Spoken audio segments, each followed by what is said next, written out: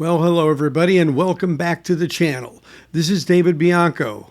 Today it's another vinyl shootout, taking one of the releases from the December set of Analogue Productions Atlantic 75th releases. This time it's the self-titled album from the group Bad Company. That's coming up next on our Safe and Sound Texas audio excursion.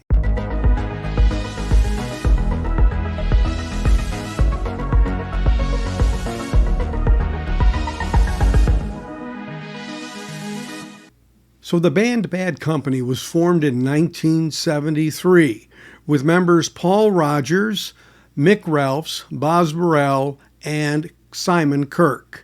Now, Paul and Simon had been part of the band Free, which had had a hit song called All Right Now earlier in the 70s. Mick, the guitarist, was from Mott the Hoople. All the Young Dudes was their big hit. And then Boz, the drummer, was from King Crimson. So we have a conglomeration of artists here, talented guys in the UK, and they got together and put together their first album, which was called Bad Company, self-titled. Now, the cover obviously says Bad Co., Co being an abbreviation for company. Now, in the US, this was the first LP released on the sub-label from Atlantic that Led Zeppelin was given, called Swan Song Records, while in the UK it was released on Island Records. Now, the record itself came out on May 24th, 1974, and it was a hit. I remember buying it very well. Very popular song, a lot of airplay, a lot of tracks on FM. It reached number 1 on the Billboard Hot 200 in the US, and it peaked at number 3 in the UK. It also had 2 hot singles from it, with the first one being Can't Get Enough of Your Love, which was number 5 in the US, and Moving On, which reached number 19. Now, this record was engineered by Ron Nevison, who had a lot of production talent, and he's been around a long time, 388 production credits in Discogs and 219 technical ones. And his credits include The Who's Quadrophenia, Led Zeppelin's own Physical Graffiti, and a lot of other artists like Dave Mason, UFO, The Babies, Survivor, Jefferson Starship, just to name a few. Now, the U.S. copy, and I guess even the foreign copies, for what I can tell, the lacquer was cut at the mastering lab by Doug Sachs. The copy that I have in the U.S. was pressed at PRC Richmond, or Precision, in Richmond, Indiana. Now, ironically, in the 90s, about 1997 or 98, I visited that plant in Richmond. They had been converted, though, from a LP manufacturing facility to a CD manufacturing facility. I was there as a third-party consulting doing an audit on their quality systems. Very interesting. Got a few freebies to take home. They actually were, in fact, manufacturing, ironically, a Jeff Foxworthy comedy CD that day. And Jeff was there actually signing some product, which I guess they did back in the day then too, in the 90s. So that was interesting. Met him.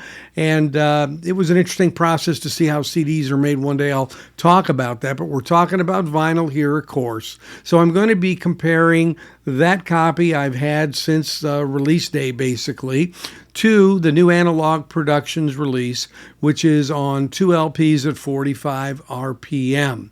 It is part of the Atlantic 75th series, and it has come out here in the first part of December as part of the regular release set, and it was pressed at QRP by Chad Kassem and the team in Salina, Kansas. All right, so how did things end up? Well, the first category I always look at is the quietness of the vinyl. And as one might normally expect, the newer pressing, in this case, does better. Again, this is an area that I'm a little pickier than a lot of people, to be honest with you. And maybe I weight it more in the sense that it can bother me more, especially on quieter tracks.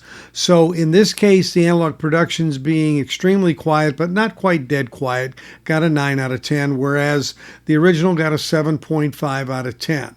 Now, part of that, I know I've played the record a lot. It was one of my favorites in the 70s. Not played as much as time has gone on, of course, but that's where I rate those. So again, Analogue Productions gets the edge, as you would expect. Now, when we get to the bass and the reproduction of it, very close. Analogue Productions gets a 9 and 8.75 in the original. So what I do there is when I'm switching back and forth and I listen for certain impacts of kick drums, of bass guitars, and other things of that nature in the bottom end, I'm comparing those very quickly in the track, 5 or 10 second difference between the track, and I get that impression, and I switch it and get the impression of the other. And there, just a little more oomph coming out of the Analogue Productions, but I'm not talking about much at all. And again, the mid-range, very similar. Very similar. The ratings were the same, 8.75 versus 9. I mean, good clear vocals, good distinct mid-range sound from both, with just a slight edge going to the Analogue Productions, partly because of some of the quieter passages where the voices were able to open up a little more and really be a little more distinct than they are in the real harder rock songs. Treble, however, I do believe the original had a bit of an edge, just a little bit, where some of the cymbals definitely were a little sharper without sibilance, and they were a little bit sharper than the Analogue Productions. And so I gave a 9.25 to the original and a 9 to the Analogue Productions.